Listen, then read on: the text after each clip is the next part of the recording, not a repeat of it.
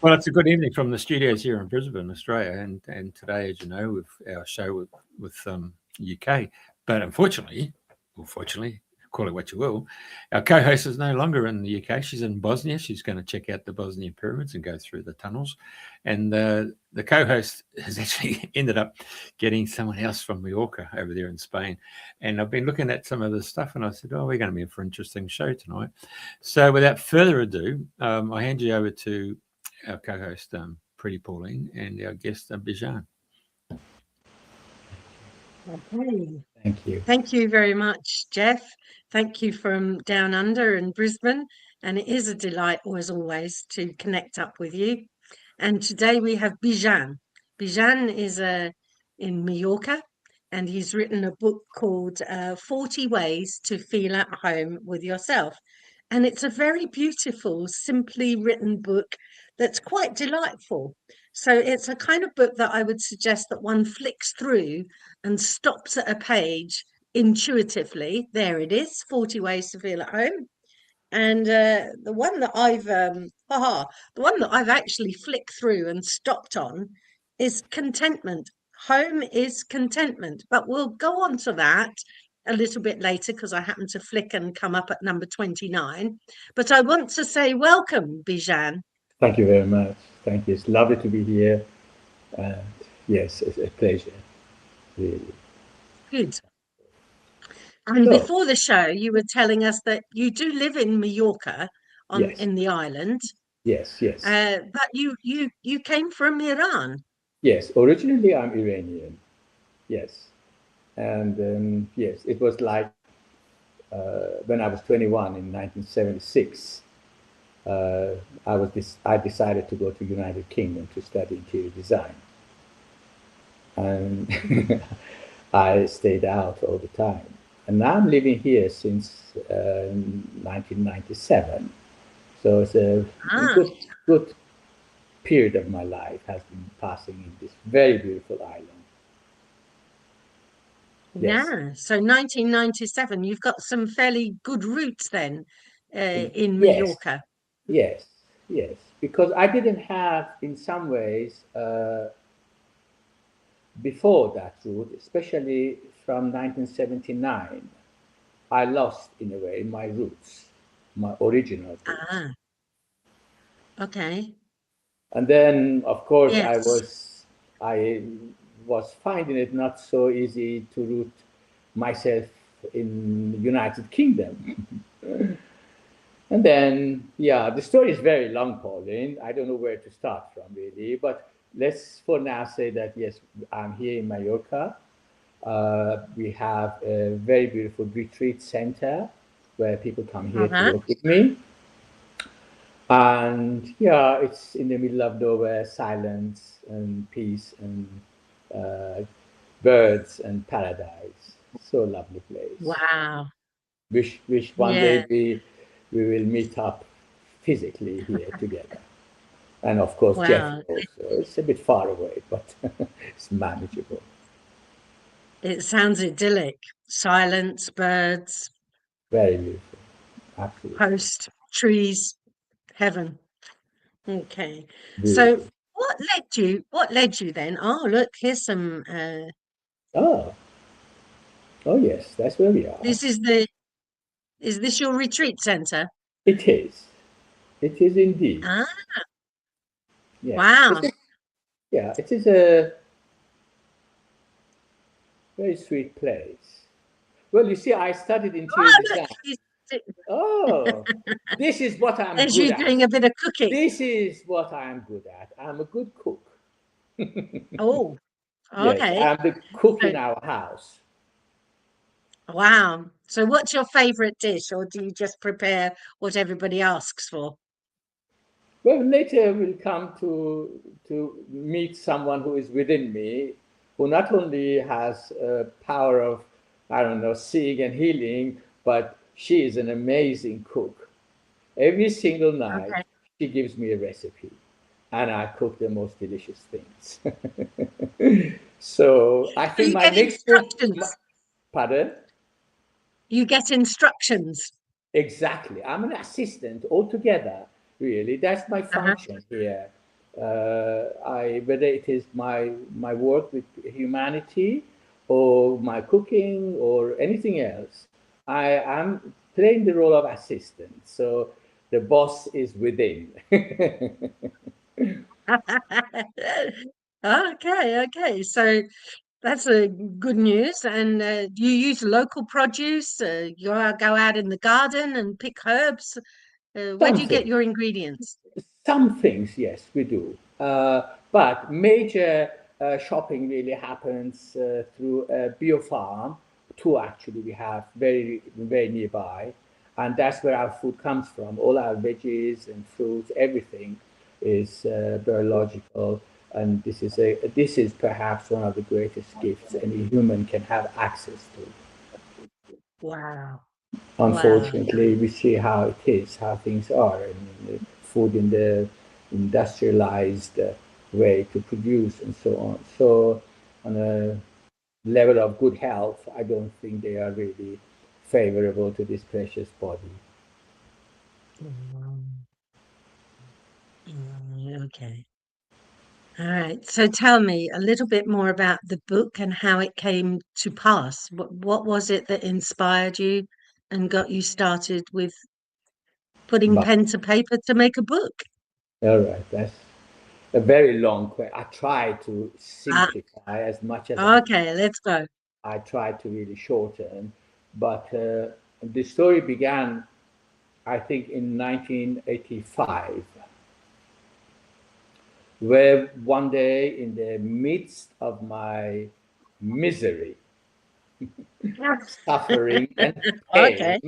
and depression and all kinds of things, in the middle of a street, very quiet, called Prince of Wales Terrace in Scarborough, I felt a shock entering my body, kind of energy that it kind of surprised me. It really, perhaps even I had tearful eyes.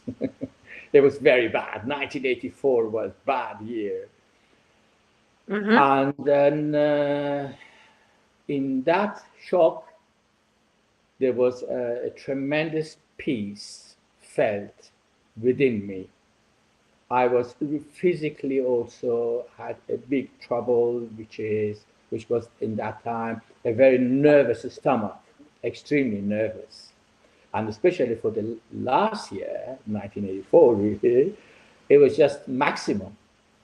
I could not be excited, otherwise I would feel like throwing up. I hope that is Mm-hmm. okay to say.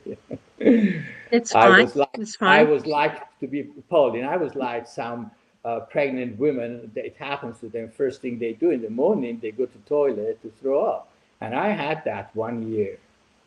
A very nervous. My solar plex was on fire constantly. It was really Okay. depressive. But in this shock, I began to feel an amazing cool breath entering my mouth, and I never breathing through the mouth, and such a cool breeze. And it just traveled into my body, going lower and lower, and all the time when it goes down, there is this feeling of relief. Suddenly, there is nothing but peace. Then it went to my chest. When it arrived there, it lifted this heavy pressure that I felt for a long time on my chest. Going down, when it arrived to my solar plexus, or where the stomach is sitting, it was suddenly like you put water on fire. It Uh-huh. disappeared instantly. And by now, after that, I realized I have a smile on my face. Something I hadn't felt truly a very long time. Wow. And then the lower this breath went, which really is going down and down, perhaps even to my first chakra, I suddenly realized, wow, what a posture I am Well, standing. hold I on. was Sit before up, like Mike. this. Sit up. The breath is giving me the most beautiful posture I have had in ages. Mm-hmm. And then that piece was very delicious. I just I don't know where I was and what was happening. My internal awareness of myself was immense. And then suddenly my attention went to the outside world. In England, grey, not long before, North Sea, I could see North Sea. That was very grey. Everything was grey, drizzling perhaps, I think. And that was it. I suddenly saw the most colorful ever, let's say, light in England after so many years. Mm. Everything was so beautiful. Even the sea, that gray sea suddenly had some green in it, some blue in it. To my right, there is this amazing English park in this very beautiful really town, coast, tourist town and so on. But garden was immensely beautiful. Suddenly I look at the garden and I just see the bottom of my face, this green grass. It was literally into my face. It was like there is a connection to this color that it is not there, it is here. Yeah, it was an amazing Mm. experience. And just in the midst of this, I heard a voice, a question, male, a bit harsh, the same time, very soft, very kind, very caring. And the question was, Bijan, what are you doing to yourself? Ah, okay. And that suddenly made my smile become an amazing laughter. I laughed.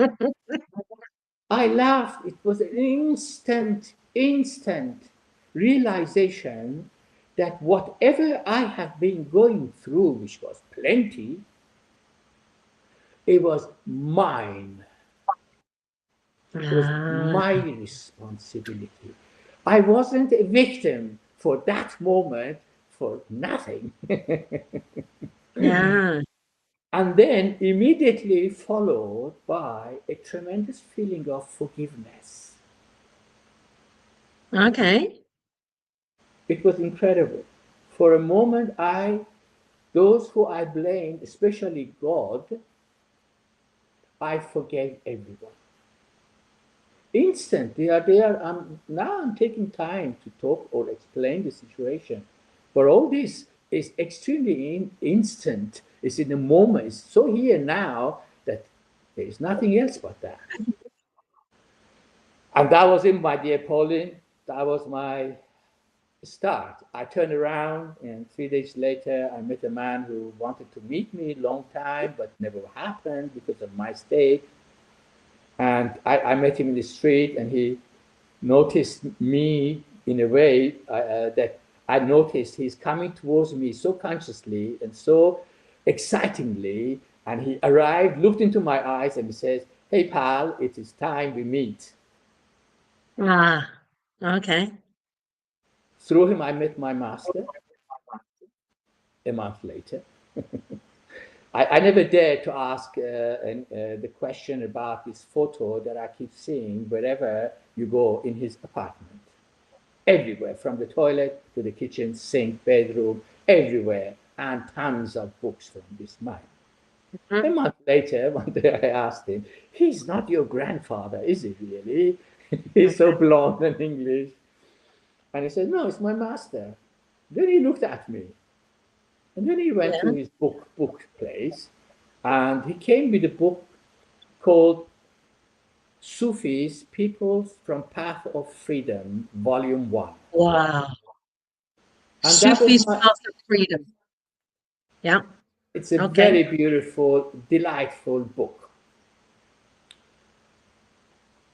He had sussed it. He Yeah. knew that I'm coming from that land where all the masters of Sufism, Yeah. Yeah. from Maulana, Rumi, Jalaluddin, or Hafiz, or Sadi, or we have many of them. Sadly, not all are that famous. Omar Mhm. Khayyam, for example, perhaps he's the first one that was introduced to the Western world. Omar Khayyam began to make a movement in the Western world with his amazing insights and wisdom and realizations. So I got the book, and would you believe, Pauline, I'm 32 now, and I'd never ever read a book in my life that was out of study books. I go to bed at 12 o'clock midnight, and I open the book, I read the first page, which is in actual fact, it is a part of the teaching of this master, Sufi master. And when I read that, I began to cry. Oh. It was like I have arrived home. Yes. That's how it felt, really. Mm-hmm. Of course, the book is written by somebody else, but it's somebody who has a deep knowledge on Sufism and great masters.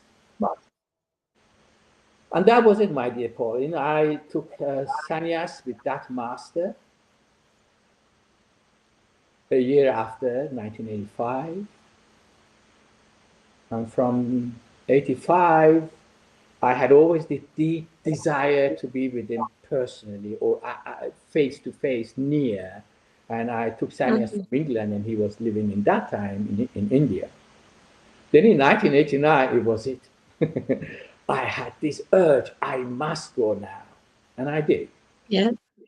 I did. I arrived into the ashram the next day of my arrival. The story is very long, but we're cutting it very short. And on that group of the people who arrived on that day, I met my wife, who we are still together. Oh. And at the end of my 9-month stay, a week before leaving, I met a French woman, Devalaila, God bless her soul. And sort of by accident in a restaurant with her family, 2 girls and husband, New Yorker, also a fashion designer, cool guys. And it was her who, the day after, in the evening, she asked me, Bijan, do you know who you are? Okay. So I really didn't have a clue what to answer. Just lost. Okay. After all these 2.5 years almost, and nearly 4 years or something, delving with the interior things and sussing out mind and these programmings, these conditionings, and yes, the identifications and so on. And I still couldn't say nothing. And then suddenly she had a smile on face, very beautiful smile, gentle. She said, "You are the ancient one." And I was 35. So I thought to myself, Okay. what's she talking about? I wasn't at Yeah. all esoteric. Let me put it this way, by the way. Of course. So I didn't know what to say to that one. And then she said, "You are the crystal healer from the Atlantis." Ooh. I knew nothing even about Atlantis, where Atlantis was, or what is the story of that lost place. Mm-hmm. I'm just listening. And then she said, "You are the shaman from many cultures." That touched me because I had a great, amazing memory of having a dream one day in England. The dream was a shaman all alone dancing around in a huge fire and singing. Beautiful, all alone. And suddenly I wake up from that dream. The shaman who's singing. And I want to go back, but I can't. But at the same time, I can't stop singing what I was singing in the dream. Pauline, for 3.5 hours, I could not stop this singing. I was everywhere. And I didn't know from where the voice or this, very special expression of voice, actually. That's what I call singing. So that touched me a little bit somehow. Mm-hmm. And then I didn't know what to do, the master, and so on. And 2 weeks later in Pauline, in London, the connection happened. Yes.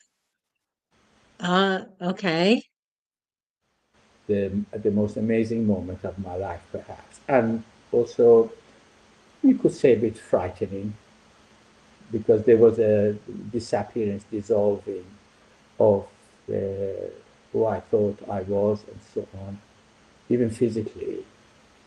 Well, the story. Do I have time to tell this part of the story? Because I think it's very important. Yes, tell it, please. I'm all ears. Yeah. After the returning from India, I and my wife, we had done a training called Divine Healing. Mm-hmm. So in London, me being an Iranian and having this incredible passport, which in that time was not sort of likable much with all this Ah, propaganda stuff like that, uh, yeah. we were deciding, Jeffrey, to go to Australia to give birth to our daughter. My wife got pregnant 3 months later after we met. So she came, we went to London. From there, I wanted to apply for visa to go to Australia, even though I had an invitation from a barrister. Mm-hmm. But it took 4 months, Pauline, to get that visa. My wife in 48 hours, because she holds German passport. Okay. Okay. Meantime, we're waiting. We have nothing to do in Yeah. this incredible series. We just go to bookshop, involved with healing ideas and so on. And one day in Trafalgar Square, there was a very new shopping mall. So we went there, just to walking Okay. all the time. And at Trafalgar the Square's a last, nice place to go. yes, at the last floor, where we are going with this electric escalator up, Mm-hmm. suddenly, where we land on the floor, to my right, there is a crystal shop. Uh-huh. We go in. This is what we've been doing, whether there or Covent Garden. They had many, many esoteric bookshops and selling Yes. all kinds of things, tarot cards and incenses. And we go in. It's a small shop. And in the middle of the shop, there is a table with baskets, each having different kind of minerals, Mm-hmm. semi-precious or not precious, so-called crystals in these baskets. It is Mm-hmm. just on arrival, huh? It just doesn't, I don't go anywhere else. It just happens. And suddenly my whole attention goes to this basket that had very small quartz crystals, really very small, tiny, maybe 1.5, 2 centimeter maximum, on a key ring. It's a key Mm-hmm. ring. Well, it's like a small quartz. And in this basket, one of them is shouting, "Take me." Really, Yeah. literally, it's like a feeling I've never ever in my life had a connection with something that is in a way talking to me and is pressuring me in a way. Take me. I ignored it. And I went to look at the walls and other crystals and the books and so on. But every time I was turning my head anywhere else, again my head was turning back to this crystal. Took about 10, 15 minutes perhaps. Bringing all the reasons why I don't want a a key holder, because I am actually leaving England with this idea. Maybe I don't return. I closed everything that I lived 13 and a half years in England. Everything. And now there's a hearing. Say, take me. And we're going to Australia. We don't have nothing. But anyhow, I gave in, Pauline, because Oh, okay. it was just Okay. too much. And I thought 50 pence. Yes. All right, take it. Ah, It's the only thing I buy. We go out. My all wife is right. Yeah. 3 steps ahead of me. And suddenly, from nowhere, came a question to my head, which I'd never ever had such a thought ever in my life. The question was, holding this in my hand, the keyring, small chain, are you a pendle? I did not know what a pendle is. what you do with it, or what potential it has, this instrument. Ah, okay. But the moment I asked this question, there was an explosion in my belly that I suddenly felt I am everywhere in this universe. Huge explosion. Energy was tremendous. And suddenly fear comes in. And after fear, the thought, no, this is not the time to die. She's pregnant, 7 months. I cannot leave them now. I am fighting this. I thought maybe it's a heart attack experience. I thought maybe it's a brain stroke. I have no idea what it could be, but all I know is death. Now the fear and the thought are so strong and I'm fighting, suddenly the energy imploded. I came back, I don't know where I was. And moved back into my belly. So now I realize, and by now my wife is looking at it. She knows there is something not right. And then immediately after, next question, am I a crystal healer from Atlantis? First question. Second question.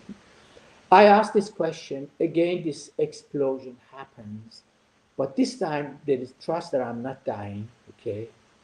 But I went with it. Then it imploded, became a hotline, traveled into my body from the belly up to I'm left-handed, into my left hand, into this little crystal with a little chain. And it is not this crystal, by the way. Okay. And this little crystal began to turn around with such a speed that I thought anytime that can jump to my eye. Anyhow, to cut the story very short, with my wife's help, which I have always enjoyed her mind. She's the mind, the brain of the house, I say, and I'm kind of the soul of the heart. But without her, I don't know where I would be, like today, for example. Now, even. So anyhow, the communication began immediately. We were guided to go to a telephone box, look into the yellow pages, look for the section of minerals, found the place. Next day, now what do I do with this address? Be there at 9:30 in the morning. For the next 5 days, Pauline, for the next 5 days, from 9:30 till 5:30, we went to this incredible storehouse for crystal.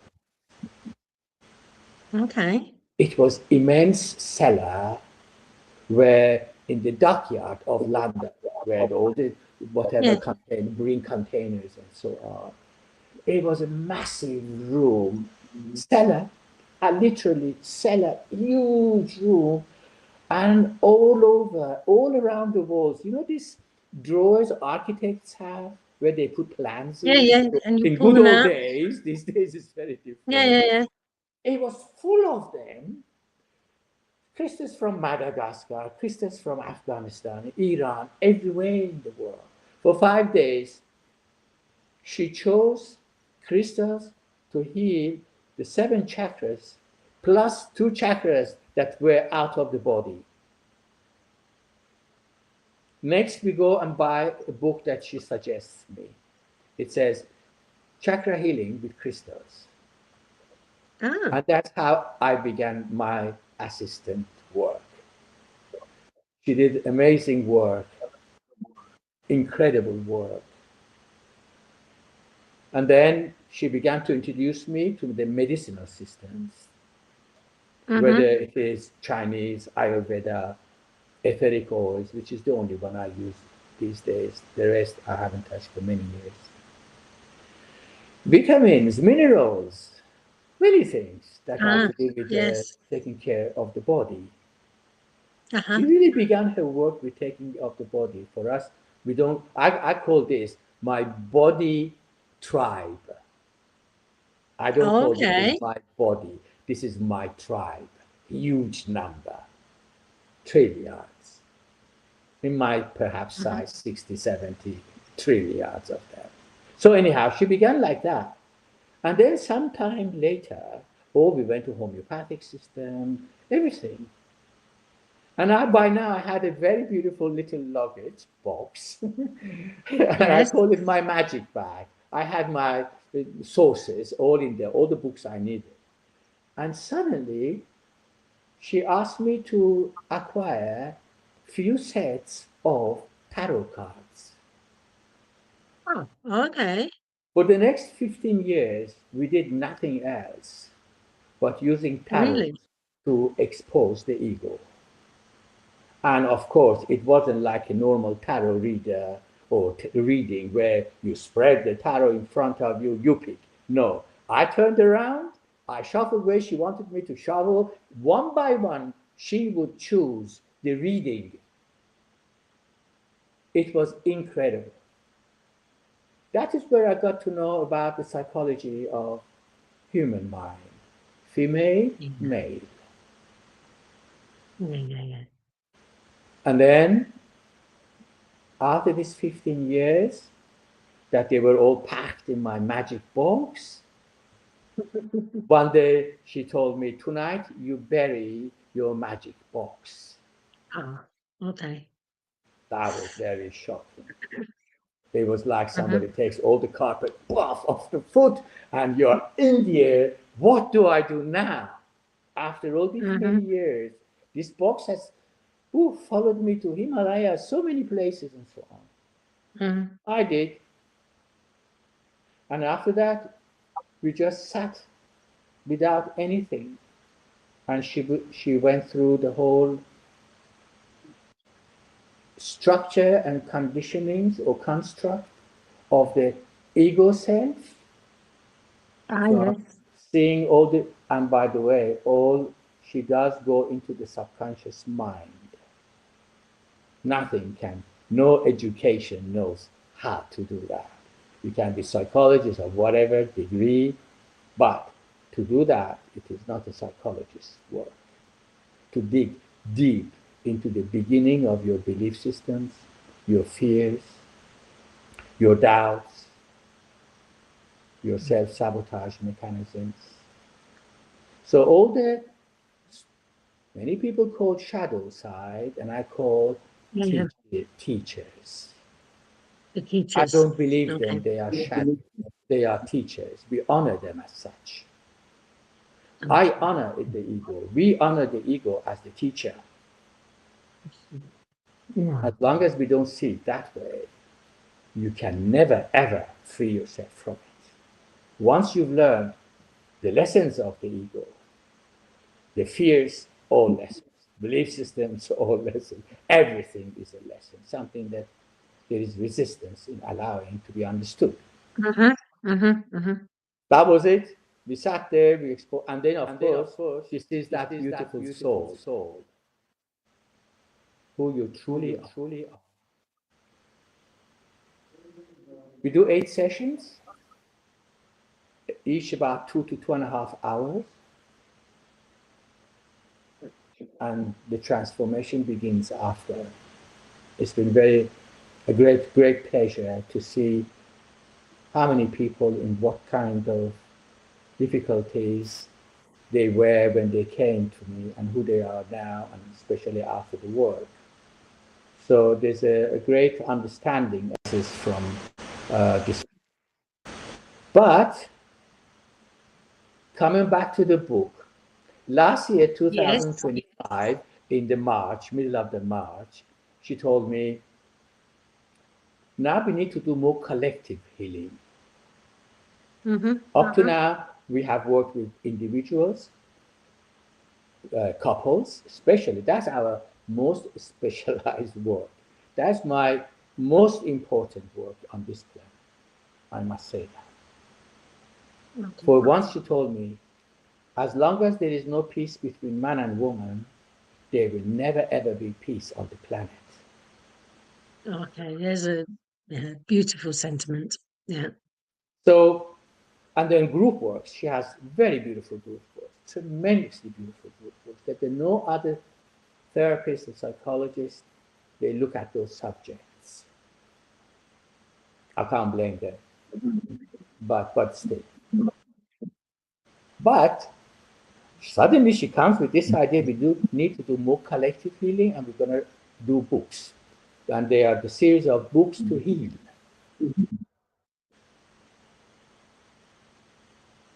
And she followed by the first one that we are going to do is to heal perhaps the most common pain in human history. And that is the pain of not feeling at home with yourself, with oneself. 1st of April, 2025, I sat with her from 10 in the morning. I had an assistant to put things on the computer, sitting just there patiently, waiting for me to deliver, write it first, and then tell him to put it in. Altogether, we had a 1 month gap. In 1.5 months, the book was done. Wow.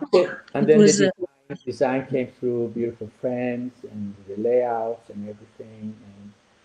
And the book is there now, and I'm very, very, very happy that, especially now that you have given me, or rather this book,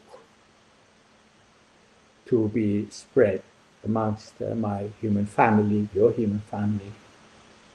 And this is incredible. And especially you are in Bosnia, intending to go to the pyramids. Yeah, there are so many things that we don't see really, we don't notice, but there are a lot of things cooking, I think, always. Next question. I want to, because before we started, I flicked through the book. Yes. And I wanted to dive a little bit more into the book, because the one that I flicked open on is number 29. When you feel at home with yourself. Home is contentment. Yes. You would like to read? Would you like to read, or would you like me to read? I'll read the first bit, and then you can go through the guiding lights. So each of them, there's a 1 to 40, and there's a number. I've stopped at 29 on content, but next door is friendship, being aware, peacefulness, being modest. Very nice. Very nice. Celebrating life. Appreciating the state of the union. So they all have numbers and names, being focused. And then there's a little précis about contentment. And then on the opposite page, there's some guiding lights, which is fabulous. It's a simple, but let's go through it. Let's go through contentment, number 29. Living one's courage. Allowing the flow of creativity. Love for totality. Being generous with oneself. Welcoming whatever existence brings. Enjoying the pleasures of life and honoring the spiritual practices of peace. Principles. Truth, gratefulness, and charity. And most of all, living what one preaches, all leading to feeling content with oneself. Exactly. And when I read that, I feel a depth coming inside of me and a quietness, because it all rings quite true. It's very true, yes. Yes, well, you see, the intention was to keep the book very simple, going to the point, not distracting. There is no need to explain simple things. So she has been like talking like koans, Very simple. But as you said, it truly touches the being, basically, because it's all about truth. When people say it makes sense, in reality, it's And then you simply have some. what it means. It is true. You touch my truth, not my sense. So, and then when you go to the guiding lights of this, and they are also Yeah. very simple to follow, extremely simple. And for all the ways, she gave only 4 guiding lights. If you don't mind, I go on reading those. Yeah. For example, on Yes, the please. Yes, please. for embodying that contentment, you need to earn it, Mm-hmm. like everything else in life.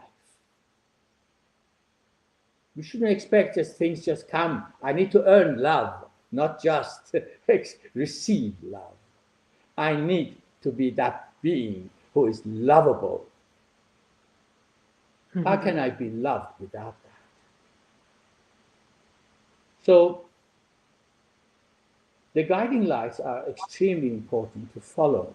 It is about that is your medicine for to feel content with yourself.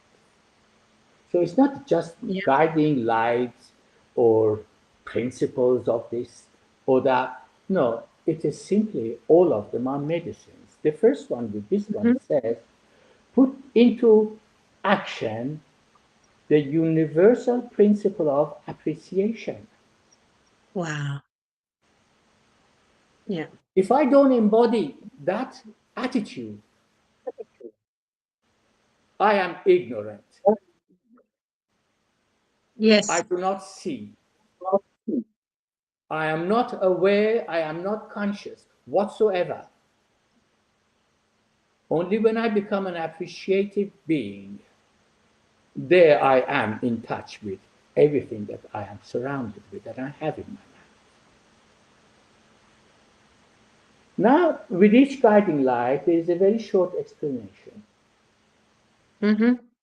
It is said that the secret of life is in appreciation, Yes. especially according to 2 systems. One is Feng Shui. It's all Yes. about the principles of appreciation. What are the most important things in life to appreciate so they can come to you? It always reminds me, actually, of this beautiful saying, you do not throw pearls in front of the swine. I Ah, love yes. Yes. that teaching. If people delve in and see the depth of that teaching, I think people can wake up. Yeah. So appreciation is a great key, to be honest. And then she says, whatever you appreciate either gets more or it comes to you. Wow. And it's also the second school that teaches appreciation is Aloha. This is, we can say, the principles of spirituality or religion of Hawaii. Okay. Very small booklet, 7, 8 Yes, pages they yes. have, and just it tells you appreciate when you see love, appreciate, just like Feng Shui, appreciate when you see richness, when you see power, when you see health, and so on. So this is a very, very big key uh, for contentment. Only then we're really in contentment. Because when you're Yes. appreciating something, love is in fact Yes. flowing. Yes. Even in the word contentment, you know, Yeah, in your and mind, see the content of what is before you. it's exactly Yeah, that. keep going. I'm loving it. So, thank you. The second guiding light is be attentive to your physical needs. Okay. This is the temple. This is my body tribe. This is the vehicle of my soul, my precious Anand, and in your case, that divine being within you. So it is very essential to be aware of the needs of the body, true needs of the body, and to treat her or him accordingly. Explanation. Your body is your home. many years ago, I asked her, what do they mean by here and now? Because it's really not that clear. Mm-hmm. It can be, okay, you're out of the past, you're not in the future, and so on. But what is the connection? And she said, well, here is the body. I would like to do you, or whoever is listening here, is with us, to have this practice, to see how much you can really stay in your body. Simply don't go anywhere, stay with your body. When you look at something, don't go there. Stay in your body, from there you look. It's a very, very lovely, lovely exercise to come back home, actually. To not to be much in the mind, but in the body. And then she said, and the now is breath. When you are in your body and you are with the breath, this is here and now. So, your body is your home, therefore, be caring towards its needs.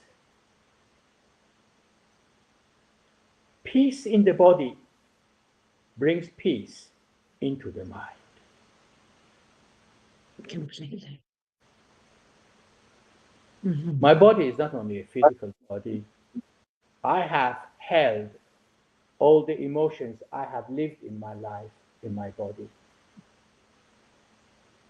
Yeah. It's essential to know what emotions this beautiful tribe lives under. Doing that incredible work, are they doing an environment that there is happiness or misery? Just imagine that for one moment, please. When I'm getting involved with unpeaceful emotions, all my cells are under that environment. It's one of the most important needs of the body to awaken emotional intelligence and live the peaceful emotions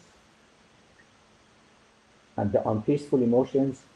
Find out what is the lesson behind it that you are going through.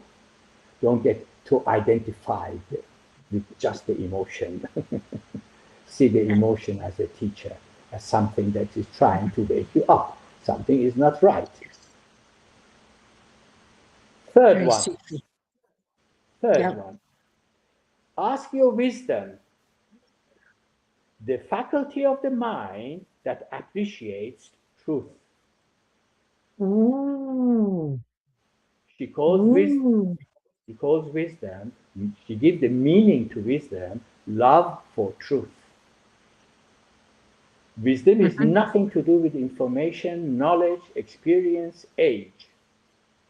Nothing to do with it. It's all about the truth. What is right.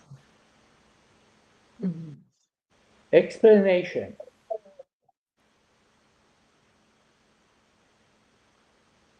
By the way, sorry. Ask your wisdom, in parentheses, the faculty of the mind that appreciates truth, close the parentheses, when you are wondering what to choose. Oh, okay. Ask your wisdom. Okay. Does this serve me and my world? We need to consider the world in our choices, not only the eyes. Yep. Whenever you want to choose or decide something, make sure it serves the well-being of both yourself and the world. Yeah. The last, Okay. number 4. Let go Yes. of feeling ashamed for not being able to love yourself. It's one of the deepest pains we carry. one of the deepest emotions, shame.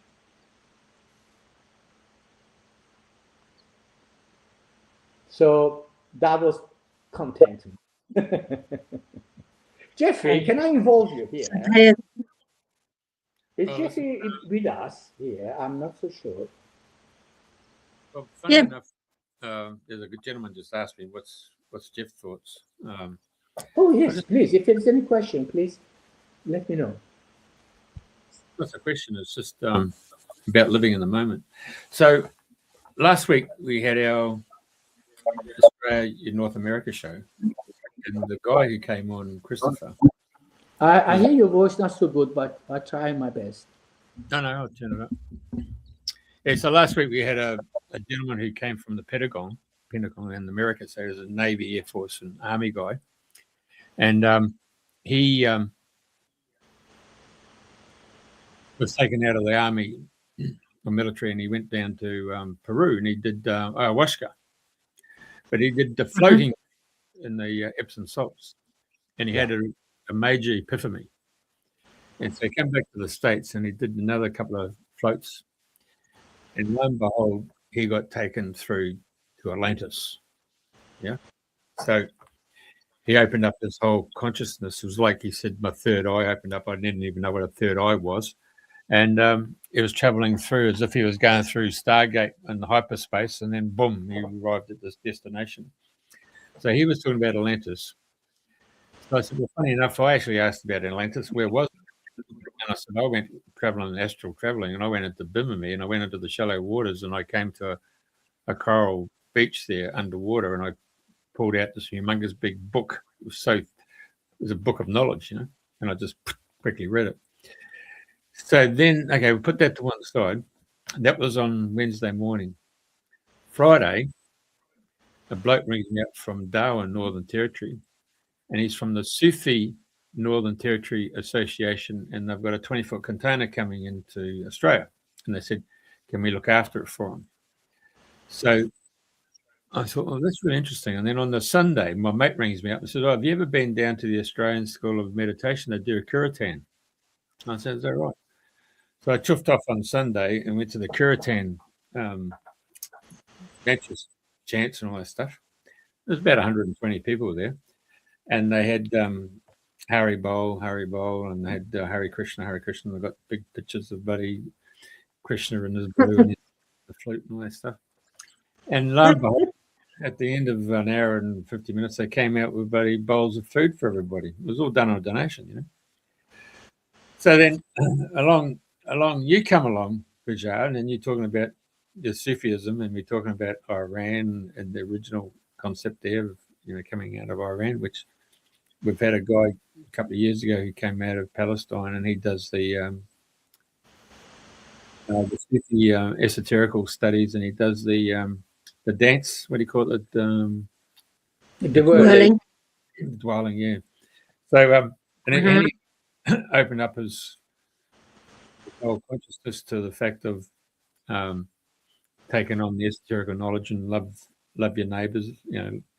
And so from that principle, if you can get into that space,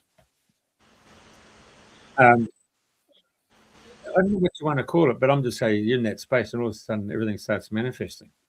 You just, I mean, the animals come around you. I mean, I've got a magpie that comes and knocks on my door, and I go out there, and it now jumps on my knee, and I just bloody hand feed it with bloody music. So, but then as you walk through nature, you see all the different bloody water dragons, and you see, I'll even other birds will stop, and I just say good morning, how you going? So the point I want to say in the conversation is that once you find that internal place of peace, it's amazing how consciousness develops around you that's not only human, but it's nature itself. Yeah. Of course, it is all nature. Mind you, I've got the power of this inner nature, and the nature is tremendous, really tremendous. But anyhow, so now that you're there, I would like you to think of a number between 1 and 40. What would that be? Okay. Jeffrey? 36. 36. You don't mind, of course, I hope. 36. Ooh, this is cool. Very- I got it. Home is being focused.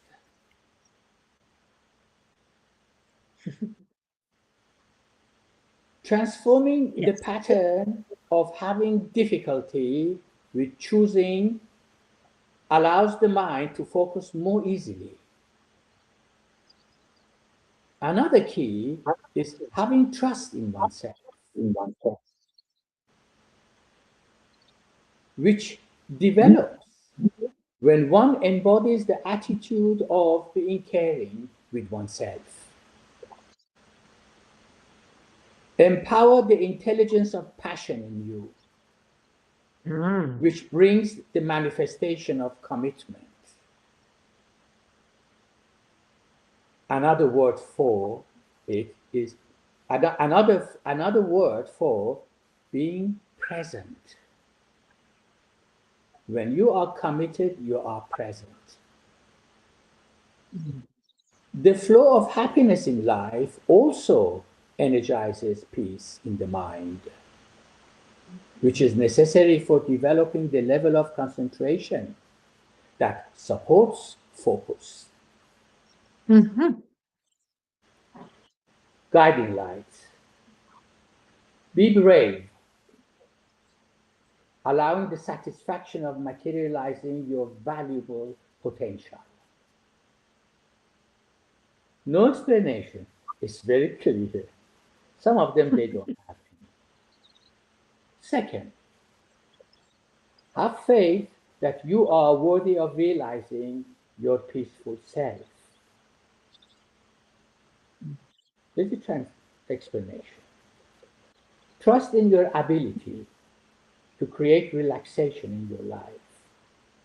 All you need is to be open to fun and celebration. Oh, wicked.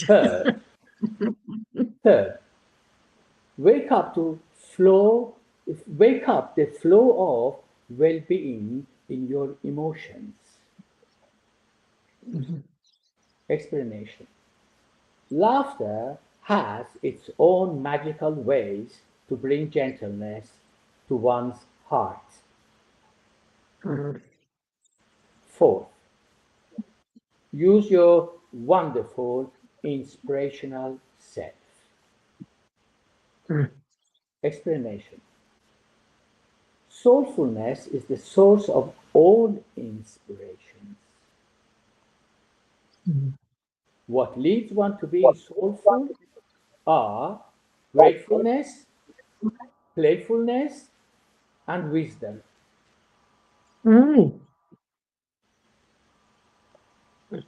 So, Would like to have her number read out. Pardon? I think Pauline would like to have her number read. Oh, her number. Oh, Pauline, let's do that then. Let's do okay, I go for number 13. Why not? 13. It's my number. Oh, 13. 13. This is cool.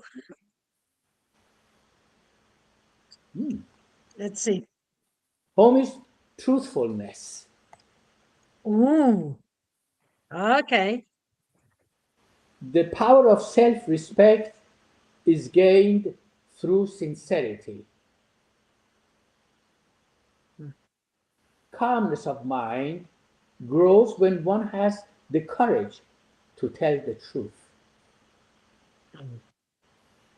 Working on empowering self-trust requires one to become a warrior of always doing what is right, honorable, and just.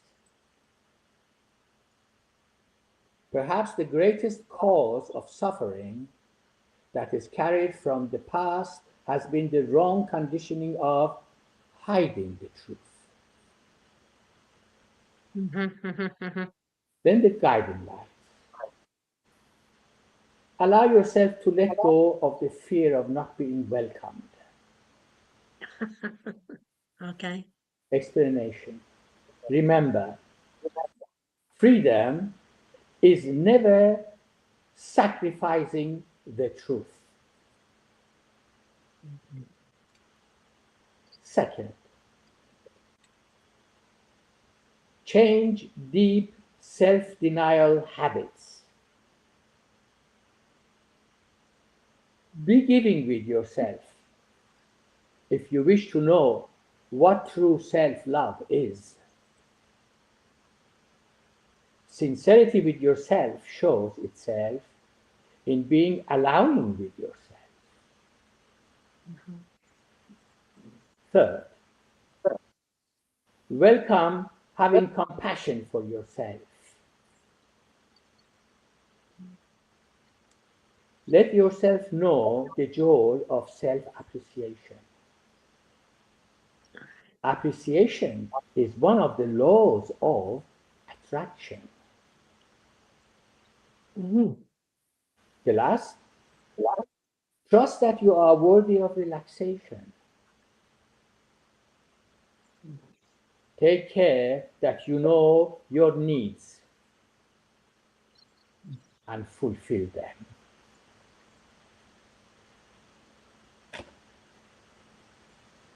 So now I have a new job. Yes, you do. Well, it's not a new job. Actually, you have a new play. Yeah, you have a new game. A new play, a new game, and to play with it. Yes, Join everything Jeff should be with considered. playfulness. Everything should be considered a play. This is a play. 3 of us, one in Australia, the other in Bosnia, and I'm here in Mallorca. This is a play. We are playing right now. We are not working, are we? We are not the slaves.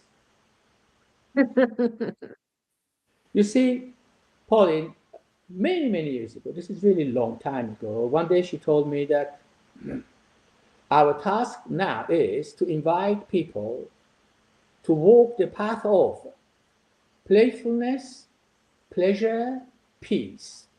3 P's. 3 P's. It is the first path. Playfulness, pleasure, peace. Pleasure, peace. Okay. Now, yeah. But the explanation is very important. Why? What is playfulness? She says, playfulness arises from a deep desire to unite. And then she says, but that desire can only exist in a non-judgmental mind. And it is only then the heart is open and play happens by itself. For us, playfulness, seen from this perspective, is the highest spiritual, one of the highest, let's say, or perhaps the highest spiritual principle. To keep this desire, this passion for union alive. How can I have that passion? Have no passion as such. I am an island, an individual, no communication with my human family, in truth. None whatsoever. So the judgmental mind separates us, of course. When you judge yourself, you separate yourself from others. When you judge others, you separate yourself from others. It's just separation. And what is obviously caused is always anger at the end. But yet in the non-judgmental mind, compassion is always active. Heart is always open. Just like children, Pauline. Just like they are playful, and if you allow them, they play 28 hours a day. Yes. And more. And all because in truth, their heart is so open. And they have no judgmental mind activated yet. The corruption begins a bit later. So, and also, it is the first law of life. Life is a play, is play. Life happens with the play of sex, Pauline. Okay. In all kingdoms. Yes, in all kingdoms. And then pleasure. She explains pleasure is the food for the soul. Used correctly, it can cause the greater mind.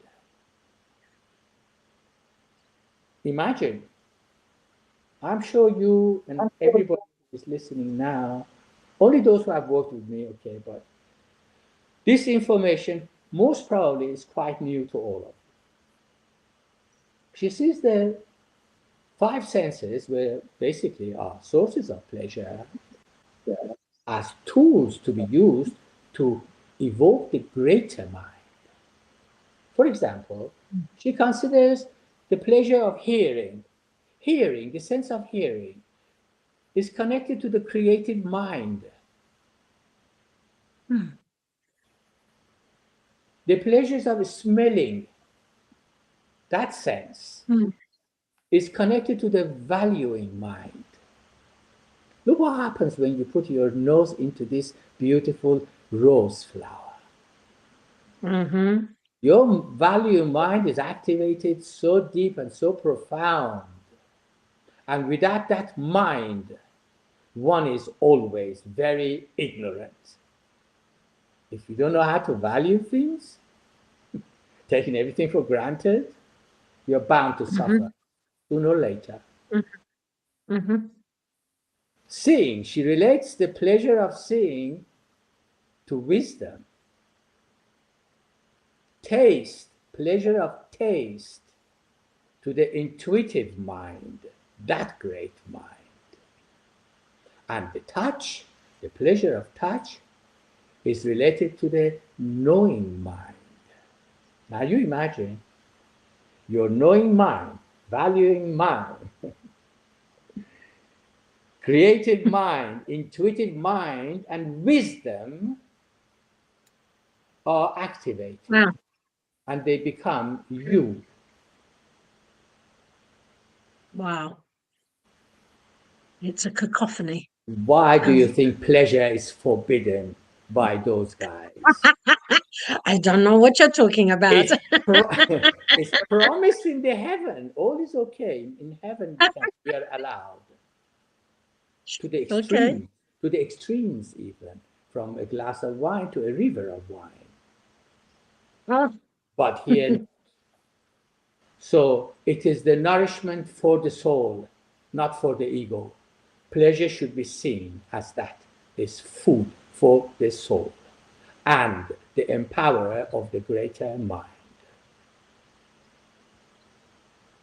Excellent. And also, it is the second law of life. Life is pleasure. Look at that play of sex. In it, there is pleasure. Or, and when there is these two laws active in one's life, there is peace. Okay. But that is the first path to prepare to the second and the last, the third path, where this is supposed to be the wedding day, as they call it in Sufism. So playfulness is a very important thing, but also learning the art of taking things in life playfully. That is especially the art. Part of being a playful person is also somebody who takes whatever happens in life playfully.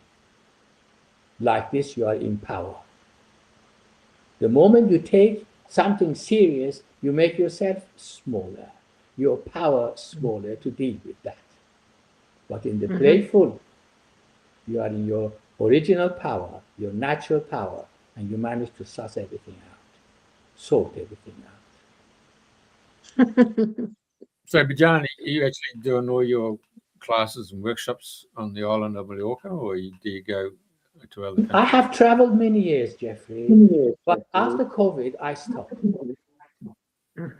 Sadly, I will start soon. I think I will go to Holland soon to do group works for women. So, and for my brothers also, but that's not sure. But for the first one, for sure. But I used to, yes. I used to go many years doing my work in winter times, where in 97 when we came here, we didn't have a house and we lived in a caravan for 18 years. So yes, pardon? Yeah. Did you say India? No, here in Mallorca.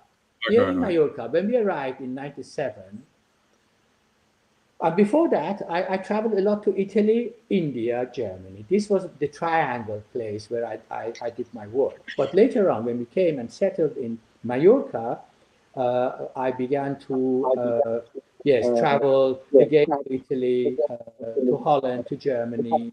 They were my most played and gone places to share my gift. So, yes, but I do hear they come here. Pardon me? I do online. I for me, I don't care. I do online. People can. Long time ago, Jeffrey, there was no these smartphones and these facilities, and what we had the email address. I remember one letter from Australia. Somebody asking me a question, and she gave the answer. The answer here. How would you know that? I didn't give you any date of birth, for example, like some people. You don't see me, so you could perhaps know have the facility who knows about facial stories to suss out where people are and so on. But how could you know that? It's the vast consciousness. It's everywhere. Oh. 95% of the furniture in our house is from her. She told me where to go and buy them for a very good price also. That's your second wife then, eh? Yes. She's everywhere. She's everywhere. People, sometimes she has given me a message to pass to somebody on the phone. And I called and I give the message, and she gets so excited and screaming that, oh my God, I asked last night, and she answers me today in the morning. So I don't know what this amazing intelligence. I really, still there is much more that I don't know. After all these many years, we've done a lot of things. She has surprised me in many, many, many ways. But there is that presence there, which is in. Plato, you had to go through the pillars to go to Atlantis. So have you ever sort of inquired as to coming from Atlantis, where Atlantis was? I mean, no, I've never done that. Never. I have been so involved. Only working with people, and I'm sure I can do that. So thanks for the inspiration. Maybe I should do that. Well, you said you're about an island to yourself, and I thought, well, you've actually manifested an island physically.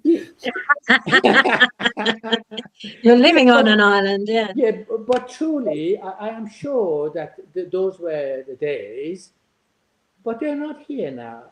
What is very important is now, and where we are, and how we can help with the stories that happens around our planet, which is simply basically created from within. From each one of us is responsible for what is happening outside.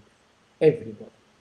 I'm having a laugh because you talked about the little crystal with the key ring on it, and I'm thinking, well, that's a way of consciously bring it into your mind that here's the key to open, obviously, the keys. Yes. But this first path, the path of playfulness, pleasure, peace, it is essential. You cannot start a spiritual path without being in peace. I understand. Okay. It is distraction. People get lost. I know many people who we've done everything, Jeffrey, possible. A guy came to me, he says, it's 18 years, there is nothing I haven't done. All the sessions of any kind, all the therapy groups of any kind, but why do I still fall back into the same holes?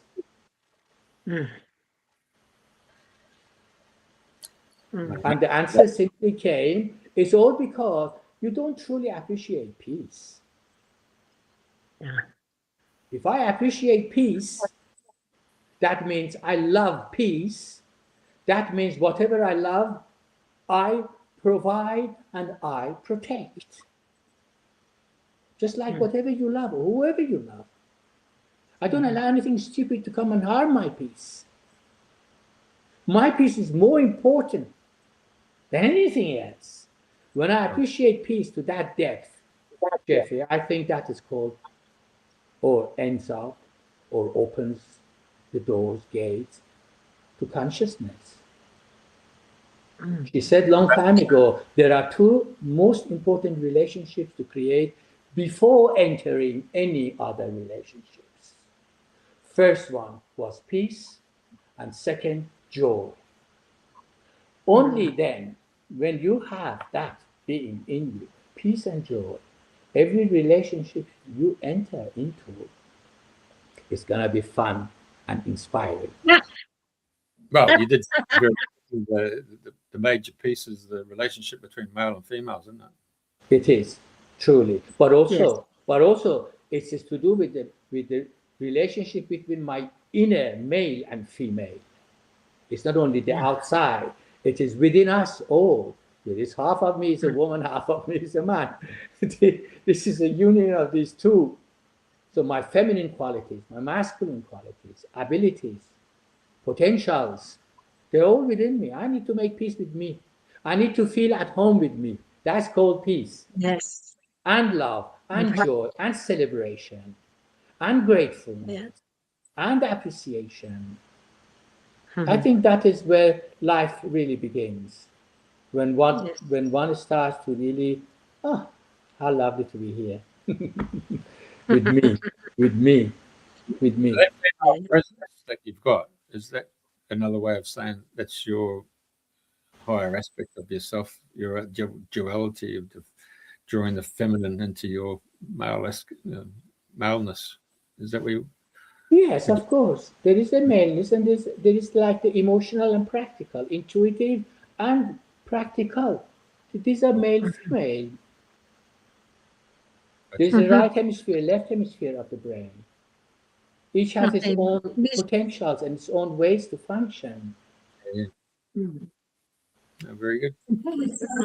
You said that your Anand name is something that was given you. So, Yes. Bijan, what when you mix A and B together, you have Anand.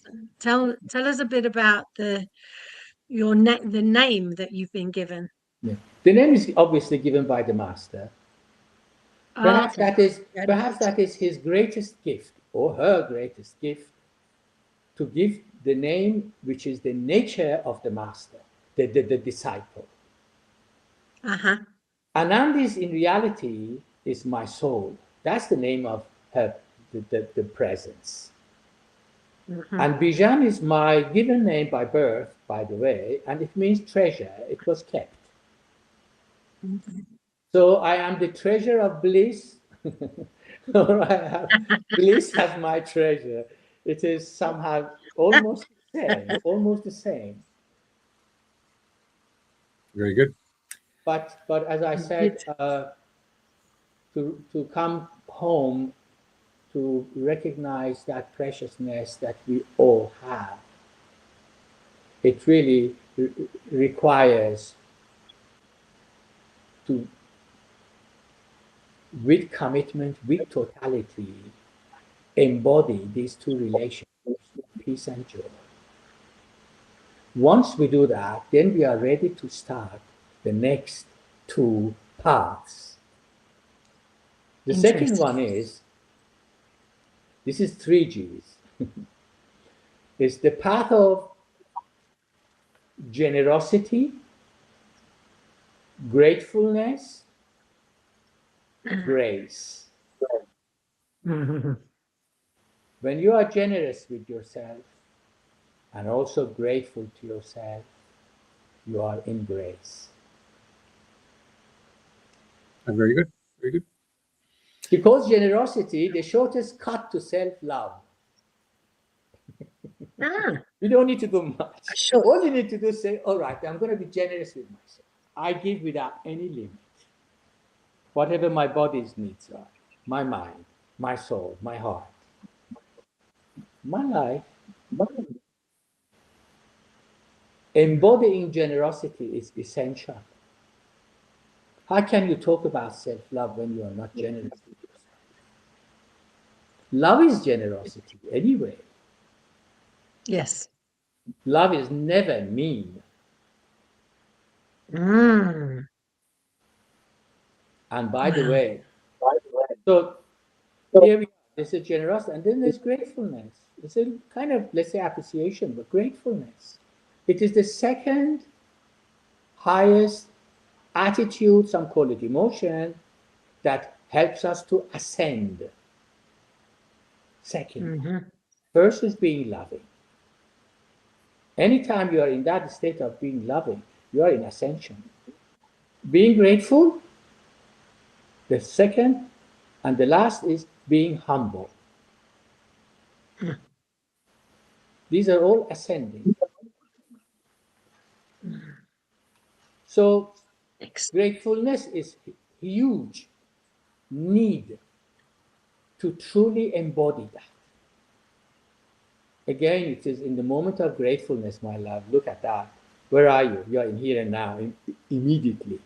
With one act of gratefulness, you are in here and now, and the heart is open and love is flowing towards whatever the gratefulness Hallelujah. is. Yeah. Wow. And then, of course, then we are in grace. And then starts the last part. First, Right. laughter. Second, gentleness. And the third is the divine. When you are in peace, grace, you laugh, and you are a gentle being. This is called divinity. You don't need to be divine. You need to embody the principles of divinity. Then we are divine, of course. Mm-hmm. The stories are plenty, by the way. I've Plenty. no doubt. Yes. Yeah. Many. I have many stories that many people ask me actually since many years that I write books, but they really intended that I write my storybook of the whole thing. But we ended up first writing the 40 Ways to Feel at Home with Yourself. Mm. But the stories are, yeah, amazing, truly amazing.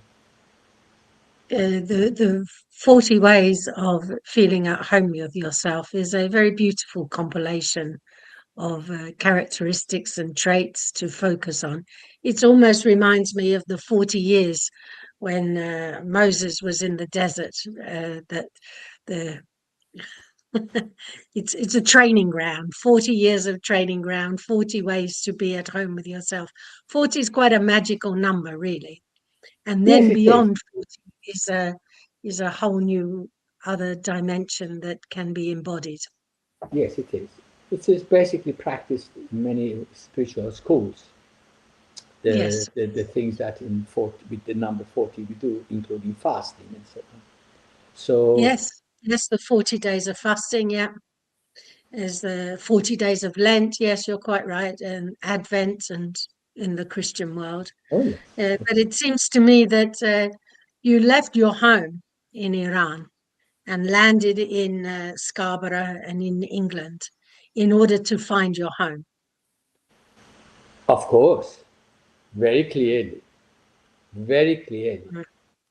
I would perhaps, or I don't know, existence has its own ways to play, but in my case, had to be that way, Pauline.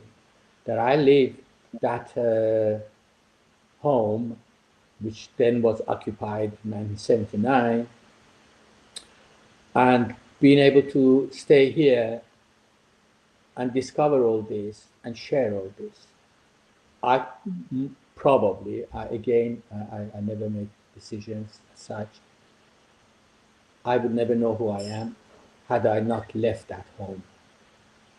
Oh. So I'm very grateful for all the pains Yes. altogether, for all the pains. Yes. Okay. I Yeah. am tremendously grateful. And not that the pains have stopped, by the way, but at least I can distance and I can watch it. It's essential to learn also this art, to watch, to be the watcher.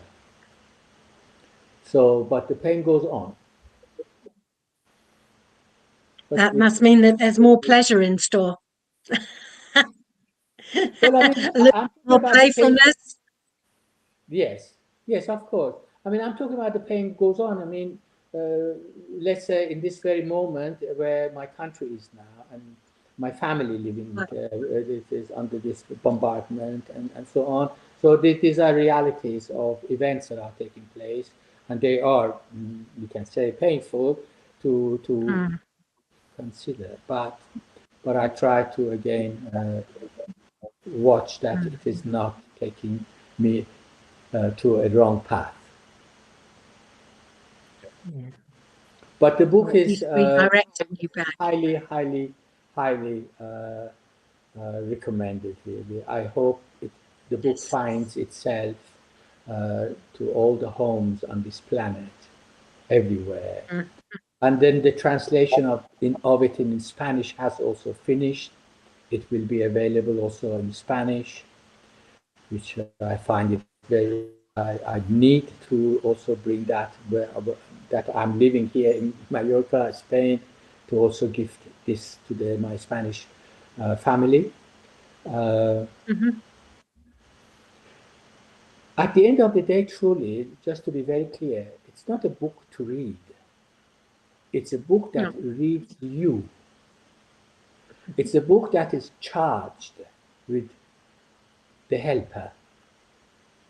That whenever you need any help, any answers you are looking for, any inspirations you're looking for, you can just open it and get the Mm. answer. You know Hafez, of course you do, Pauline. Yes, I believe Hafiz, you I are a love it. fan of him. You're a fan of him. Hafez has a I like book. Hafiz. Hafez has a book called Divana Hafez. It's a book traditionally in Persian culture of Hmm. it's an oracle in actual fact. Like this book is an oracle. Okay. People, whenever they are stuck somewhere, they open Hafez and Hafez tells them what is and Yeah, what yeah. to be done. He is known Ah, mainly for this, that he okay. has never left. He is with alive in any house that it has this book. Yeah, yeah. So Hafez is a tremendous divine being. Another one, every one of Well, them, he's very funny. every one of them, Some of his stuff is very funny. His joke extremely. about being, yes, his joke about being, oh, I've lost my camel. I've lost my camel. Oh my God, I've lost my camel. Oh, poor Hafiz, he's lost his camel. Oh my God. He says to him, oh, Hafiz, I'm so sorry for you. You've lost your camel. You've lost your camel. Well, you Oh, see, but if I that lost is, my camel, I would be lost too. you see, the third part began with laughter. Yes, yes, yes, All of yes, the yes. masters, all of the masters have the most wonderful sense of humor. Yep. It's a pleasure to be sitting by their feet because they're simply funny. They have a deep sense of humor that can teach a lot through laughter. Mm-hmm. And never mind that Yeah. it is the greatest healer anyway. Laughter is the greatest medicine, especially for the body. What hormones are triggered in the body with the laughter and what they do to the body is amazing. Okay. And Earlier on you mentioned about Jeffrey cancer, but also there is a team of people who are helping with cancer is they use laughter to heal cancer. And there's plenty of places now that are doing those kinds of therapies. Yes, they do Anand, I laughter want to yoga and ask, things. Pardon? yes, Dime? laughter yoga, laughter therapy, laughter clinics, laughter everywhere. Yeah, So, Anand, I want to ask you one last question, if you please like. do. Is there anything that we haven't asked you that you would like us to have asked so that you can tell the world on your very first podcast something that you want to finish up with? Yes, it's not that you have forgotten to ask. It's something that you could have, you could have, but I need to add this as a last part because I find that very important for humanity to be clear with. And it's about love. The question perhaps could be, what is love? Maybe. So a long time ago, the message was there are three types of love. First one is a physical love. It's called attraction. You see somebody beautiful, feel attracted, heart starts to beat, there's some movement, and it appears to be love. The second one is, she calls it the political love. Perhaps 99% of the love that happens on this planet. It is not an exaggeration.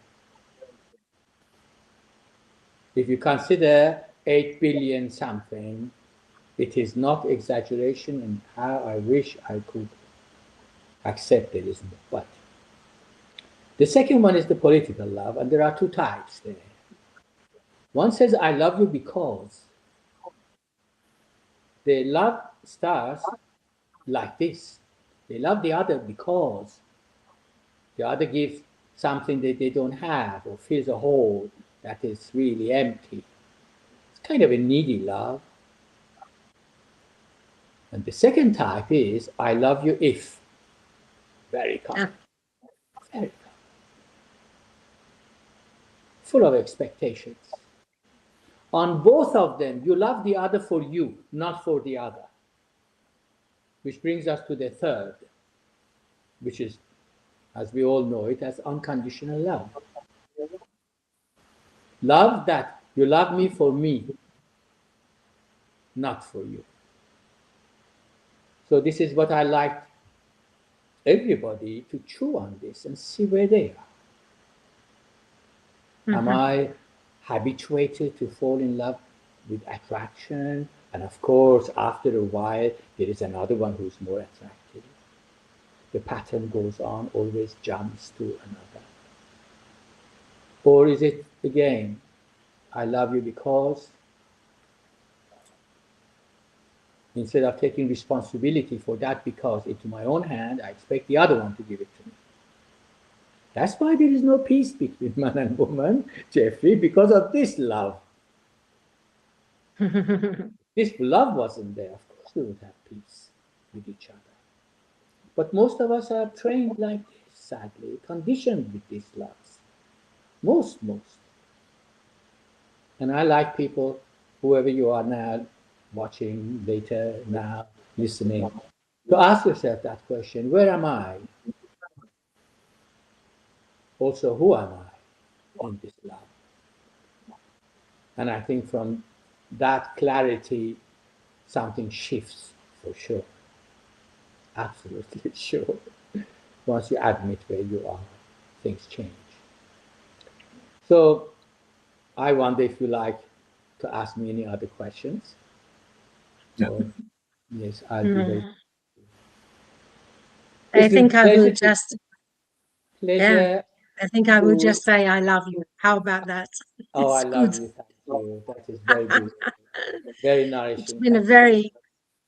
very engaging conversation. Thank you very, very much. I thank you. Really. I hope that it's been to the same for everybody who's been here with And us, for whether now or whether later maybe or something. But I wish all peace. May there be peace yes, for all our brothers and sisters, wherever they are, and especially those who really right now need. So may this peace walks their path also. excellent. Thank you very much, Bijan. Thank Yes, you for joining us. thank you, Pauline. I Okay, would like again, Jeffrey, thank you very much, actually, also because you and seem to be the founder of this whole event, and I am very grateful for your being, and I appreciate for what you're doing, and especially for this very moment, what you're doing for us, and for this book especially. And then I don't know how we can put this link of the book. I don't know, Jeffrey, if you can have any suggestions. I send you the link of the book and people can order by Amazon. Already put it up. excellent. It's Yeah, already up there. it's already Already up on. there. Already Super done. lovely. Super lovely. And to all the people on this planet, wherever they are, if you like to really work personally with us, it will be our great pleasure. We are great hosts in our retreat center. We take care of you. We make you feel at home. You will feel the moment you enter the gate of the land. It is that energy. It is not us. It is to do with where we are, this beautiful little piece of land that has a wonderful vibes. And if you are interested in waking up really at the end, I'm here. I won't be here very long, perhaps. I don't know. Being We find 71 out. now, so I must do, must. I like to do my best and as many as souls that I can help to be who they are and nourish this world. Fantastic. Thank you very Bye much. for now then. Bye-bye, Jeff. Bye for now. Bye-bye, Thank you, Ananda. Pauline. Thank you, Thank you. Jeffrey. Thank you very much. Thank Bye you now. all. Bye now.